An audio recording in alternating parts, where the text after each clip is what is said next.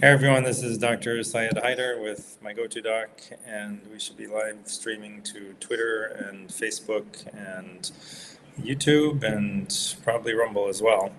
This is our weekly live stream Q&A, so we will jump right into it. And if you have any questions during the live stream, just drop them in the chat. So let's see. First question is from Molly Mary Gilmore. What dose of ivermectin is recommended for COVID? My husband got it at work and now I have it. Well, I think the most important thing about taking ivermectin for COVID is to take it right away.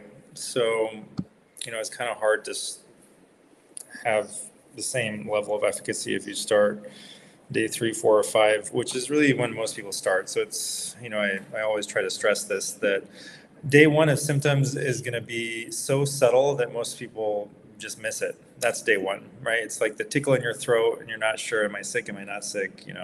Not really sure yet. Maybe it's just swallowed something wrong, or, your throat feels like a little bit dry, the way it does before you get a sore throat, something like that, or a little trickle of nasal mucus, or, you feel a little bit stuffier than normal. And that's day 1. That's the day to start treating it if you want to have the most success. And since most people are not willing to go all in at that first sign of illness, it's good to have, plan A and plan B. So plan B, if you're like that, if you don't want to just throw ivermectin every time you have a little bit of a tickle in your throat, you can save ivermectin for plan B. And for plan A, which usually actually works and you don't even have to get to plan B, you take... you have a menu of options. You could take really high dose vitamin C, and I'm talking about like 30, 40 grams of vitamin C, in ascorbic acid form. And the easiest way to do that is with capsules. And then I thought, maybe you could take ascorbic acid, which is pure vitamin C.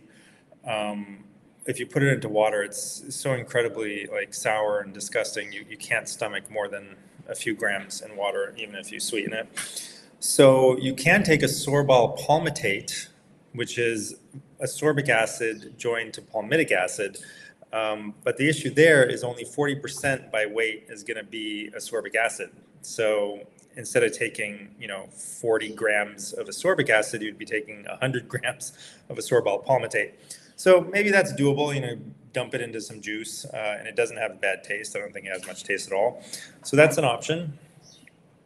I've never done that. I've just swallowed the pills. Other options include, which I would actually start with these other ones probably nowadays.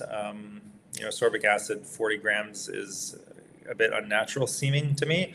Although, maybe, it's interesting. Shabazz Ahmed, my colleague and close friend who does consults for people with all kinds of illnesses, he recently wrote or shared an article with me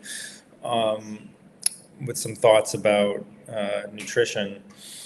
And one of the things he pointed out was that with the modern use of antibiotics, proliferation of antibiotics, we've probably knocked out a lot of very helpful microbial friends that we used to have.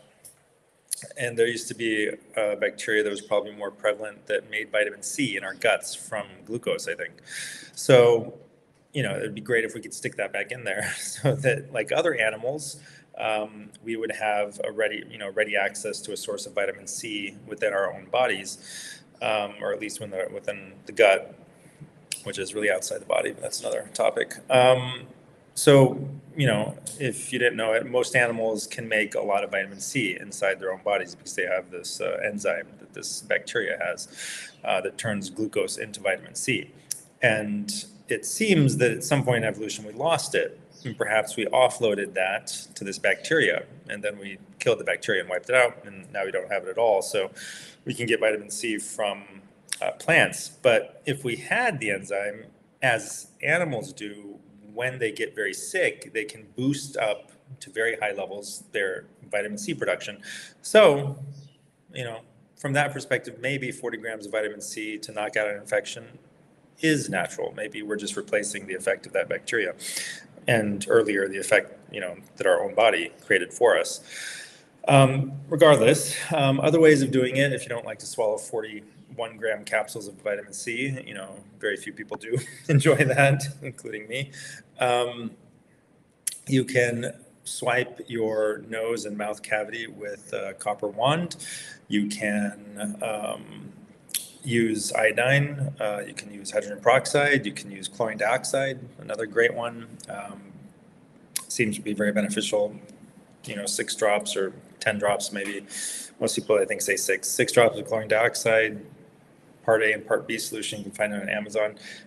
Let them activate. It turns a little bit yellow, has a little bit of a smell, and then you drink it with water, and do that at the first sign of symptoms. What else? Some people suggest fasting, and some people don't. But some people have said they've had success with that. IP6 Gold is another inositol hexaphosphate molecule that seems to be very effective. High dose vitamin D, maybe 50,000 IU of vitamin D, zinc, quercetin, the whole, the usual stuff. Maybe protease inhibitors from my go-to stack. And so there are quite a few things that can be done on day 1. And I would also add, just go in the sun. Spend a lot of time in the sun. Don't turn on the lights at night if you usually do, and still don't turn them on if you usually don't. But go out in the sun and sleep really well, and maybe take a day off. And you can usually nip it in the bud so that little tickle in the throat doesn't turn into anything on day 2 or 3 or 4. Those are the things that come to mind right now, and there's probably a lot of other things. I mean, there's herbs and different things that people use. I would recommend having these on hand, ready to go on day 1. So Immunity Herbals at my go-to stack has curcumin, nigella sativa, dandelion, fantastic combination. And then we have the protease inhibitors, which is another fantastic combination for coronavirus or really any infection with a virus, even bacteria. They have antibacterial effects too.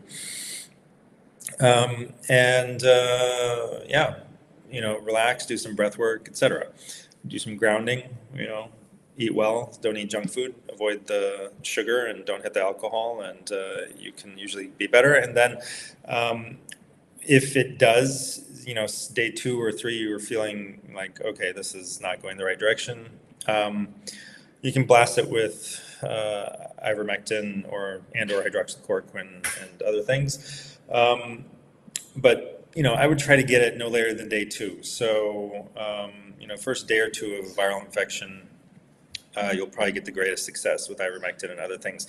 And the thing to be aware of is that people get upset that they get sick because they think that sickness is bad. So sickness is not bad, actually. So the people who get the worst long COVID that I see are usually people who didn't get very sick at the beginning with COVID during the infection, the infection itself.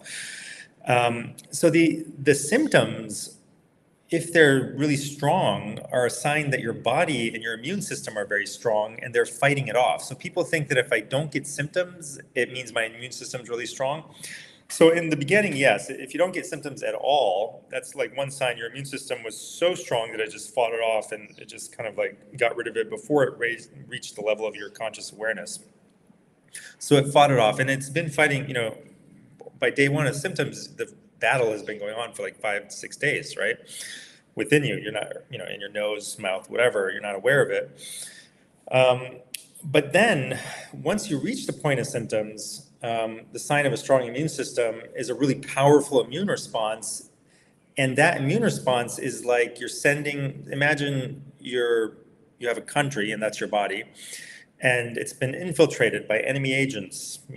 They're in every city, and you want to go in there and you want to kill the enemy agents. You want to, destroy them. And so you'll go in there and, maybe you send in a strike force, strike teams, Army, Navy, Air Force, whatever, trying to minimize damage. But, they've taken over a building. So, you go in there, you're fighting, can't get them out. You bomb the building, you blow up the building, right? And there's some damage, collateral damage along the way.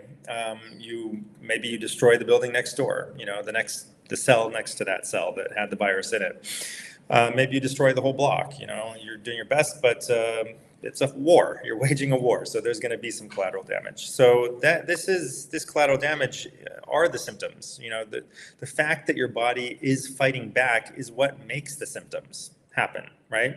So similar to like chemotherapy, you know, but more targeted, right? So chemotherapy is really, there's way too much collateral damage. It's like dropping, you know, it's like firebombing the city instead of target strikes.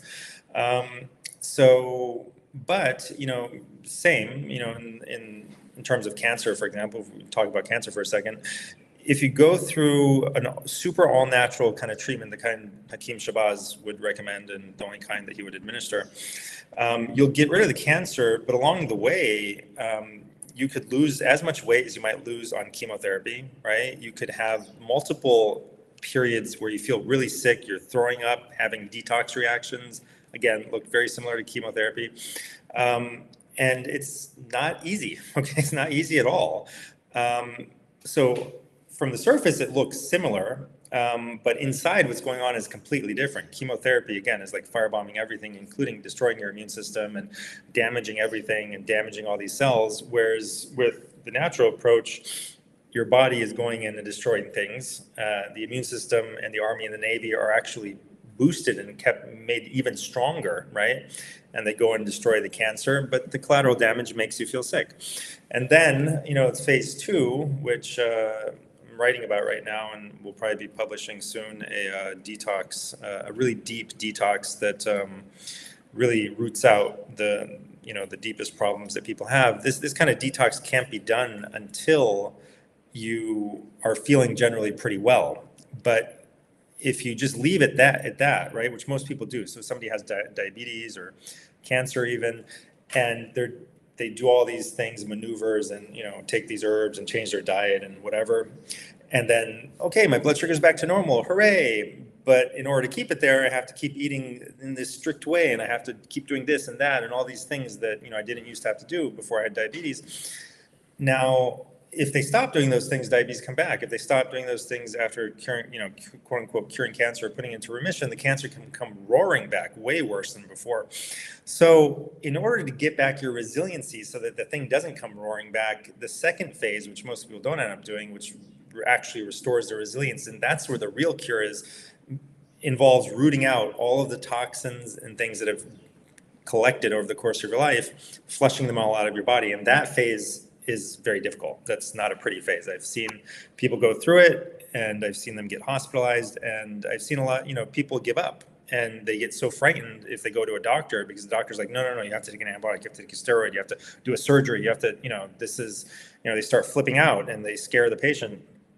So, you know, most of the people who've pushed through it, not the only ones, but most of the people, it's either they have no other choice, like they're in a village somewhere and they can't afford anything else and they just trust Shabazz and they just do what he says, or they have somebody like me who's like in their corner as Shabazz is telling them, don't worry. And I'm also telling them, don't worry, everything's gonna be fine. Don't listen to these doctors, you know, and it usually takes a doctor on your side to convince you that the other doctors are crazy. So anyway, my point here is, getting back to the beginning before I veered off on this tangent, that you have to accept that what looks bad is actually good for you, almost always, okay? Unless you're doing it in the wrong way, like with chemotherapy. So if you're doing things in a natural way, if you're letting your body do what it wants, you know, then the people who get really sick, they should be grateful for that. They should be happy for it, because that means their immune system is wiping out this virus, getting rid of it, rooting it out, making it so that it doesn't gain a foothold in their body, and doesn't leave them with long COVID or whatever, right? So a really robust response that will be catalyzed by sun and proper sleep and vitamin D and all these things, right? These, you know, immune supplements and stuff like that is basically what you want. You don't want to, like, okay, the symptoms start, I'm feeling sniffly, flu and whatever, and then the symptoms go away, they peter out, they kind of, you know, nothing comes of it. Now, again, it's a little bit more nuanced than that. It's possible that you take something that kills the virus, helps your body kill the virus, so that would be fine. In that case, the symptoms might peter out.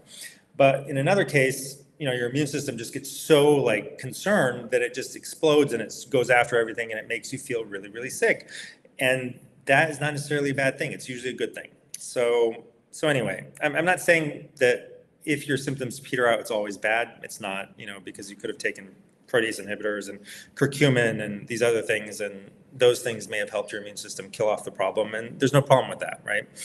The other thing that people don't usually understand is that if you don't get sick at all, you still have immunity, because again, most people will have just fought off the virus, right? They've been exposed to it, they fight it off, and it doesn't reach the level of their awareness, it doesn't give them symptoms, but they still develop immunity, so that's important to know. And then if you treat it on day one, once your symptoms start, you will still have immunity. So there's no problem treating something, you will have immunity, even if you use like an antiviral like ivermectin to kill the virus for you on day one of symptoms. Again, it's not really day one of infection, it's just day one of symptoms. So your body will still develop immunity, and it'll be, it should be just as strong. The memory should be, just as robust. So to answer the question, what's the dose of ivermectin? I would say nowadays 0.4 to 0.6 milligrams per kilogram. And, we weigh ourselves in pounds. So divide by 2.2, that's kilograms, or just, go on Google and type in, what is 200 pounds in kilograms, and multiply that by 0.6, and you'll get your answer for how much you should take. And you can take that every day. Probably, it depends. There's different protocols out there. Let's see what the FLCCC says. I haven't checked for a while, but usually I tell people to just keep taking it until they're back to normal, which could be a couple of weeks.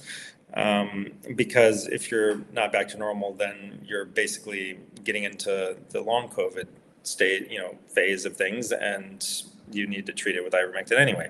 So the FLCCC still says 0.4 to 0.6 milligrams per kilogram daily for at least 5 days, or until symptoms resolve, which is exactly what I just said. So that's the key thing that most people don't do. Most people don't keep taking it until symptoms resolve. They keep taking it until they feel a little bit better, maybe 80% better sometimes, but not until symptoms actually resolve. So that's another thing where people drop the ball. And hydroxychloroquine is 200 milligrams per kilogram twice a day, 200 milligrams twice a day for 5 to 10 days. So that's a little bit longer than it used to be. And that's best to be taken with zinc. Yeah, so you can still keep going with the mouthwashes, gargles and stuff, antiseptic mouthwashes. So the FCCC mentions chlorhexidine, pseudopyridinium chloride, eucalyptus menthol, thymol, or 1% povidone iodine, which is pretty easy and readily available. And you can still use hydrogen peroxide. You can also even use chlorine dioxide as a mouthwash and to drink.